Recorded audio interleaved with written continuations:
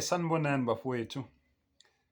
Njengoba nginitshelile nje ukuthi ngiyinsizwa ecikozayo ngosiba. Manje sengithi ke bafowethu anginethekele lezi inkondlo zami. Ekudala ngiyibhala, ezinye ngisayibhala namanje. Sengiyabona manje ukuthi isikhathi sesifikile sokuthi nginethekele zona, mhlawumbe kungaba khona lapho engiphosa khona esivivaneni. Uma ngabe izinkondlo zami khona lapho mhlambe zine sensitivity khona, lapho mhlambe zithinta amanoni, zithinta ama-nerves, zizwisa abanye abantu ubuhlungu, nizongixolela izingane zakwethu. Nami ngiletha inkondlo njengoba ngiyibhale kanjalo, ngendlela nami engibona ngakhona kwenzakala ngakhona ezweni. Inkondlo yami ke yanamhlanje isihloko sayo sithi qaphela mngani wami. Khuluma ngomngani. Wena-ke nomngani uzobona ukuthi ke wena umephi nomngani wakho. Mngani wami ngiyakutshela, umuntu ongathembekile uyingozi. Akakubulali ngomese noma ngesibhamu, kodwa ukuluma kwakhe kufihlekile. Umalume epholisa njengegundane. Ahambe emamatheka kanti ngaphakathi ugcwele ubuthi. Qaphela mngani wami. Ihagi yesitha iyathandeka ngoba uyazi isitha sikubuka kanjani. Kodwa ihagi yeqoki iyingozi ngoba ikugona ngezandla kodwa inhliziyo ikufisela ukuwa. Qaphela mngani wami. Unabangani abangangifuni, nawe abakufuni. Bahleka nawe uma ukhona, kodwa uma usuphenduka bakhuluma ngathi amagama abuhlungu, abasifiseli okuhle. Ingozi isekutheni wena awuboni ngoba ubathembile. Ukhuluma phambi kwabo ngokukhululeka, ubatshele zonke izimfihlo namaphupho ethu. Qaphela mngani wami. Ubatshela izifiso zethu kanti bona bathatha amazwi akho baphothe ngawo intambo, bakubophe ngawo. So ke sibone bayophelelaphi.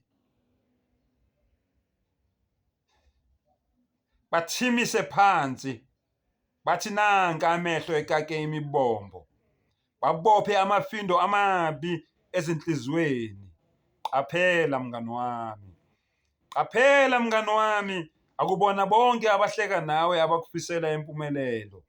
Abanye bayamamatheka kodwa ngaphakathi bathandazela ukuwa kwakho. Qaphela mngani wami. Ungatsheli wonke umuntu lapho uphokophele khona, ngoba abanye bayakufisela uhambo kodwa bakufisele ukuthi ungafiki. Ungavuli yonke iminyango yenhliziyo yakho ngoba abanye bayongena njengabangani baphume bephethe izikhali zokukulimaza. Qaphela mngani wami. Imfihlo oyinika umuntu iyisihluthulelo osinika yena, kanti umuntu ongathembekile angase asisebenzise ukuvula iminyango yokukulimaza. Qaphela mngani wami. Yazi ukuthi ubani omtshela amaphupho akho. Yazi ukuthi ubani omtshela izinyembezi zakho. Yazi ukuthi ubani omtshela izinhlelo zakho. Akusho ukuthi ungabathandi abantu, kodwa kusho ukuthi funda ukuhlukanisa umngani nomuntu ozenza umngani. Qaphela mngani wami. Isitha siyaziwa kodwa iqoki lifihla amazinyo ngaphansi kokumamatheka. Uma umuntu engakufiseli okuhle, ungamphoqi ukuthi abe ingxenye yempilo yakho. Uma engajabuli ngenjabulo yakho, ungamniki izimfiso zenhliziyo yakho. Izimfihlo zenhliziyo yakho. Qaphela mngani wami. Impilo iyasifundisa. Umona uyathula, umhawu uyafihla, inzondo iyamamatheka, kodwa iqiniso liyaziveza.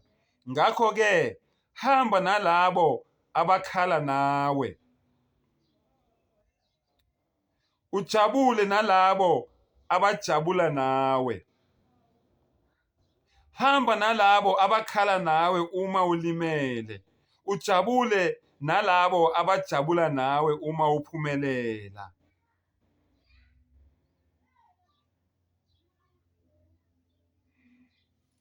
Abakufisela impumelelo bese bayakululeka uma uphambuka.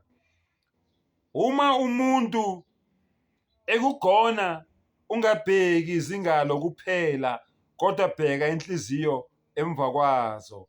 Qaphela mngani wami, akuyona yonke ihug oyitholayo eza nothando, futhi akusibo bonke abangani abakufisela impumelelo.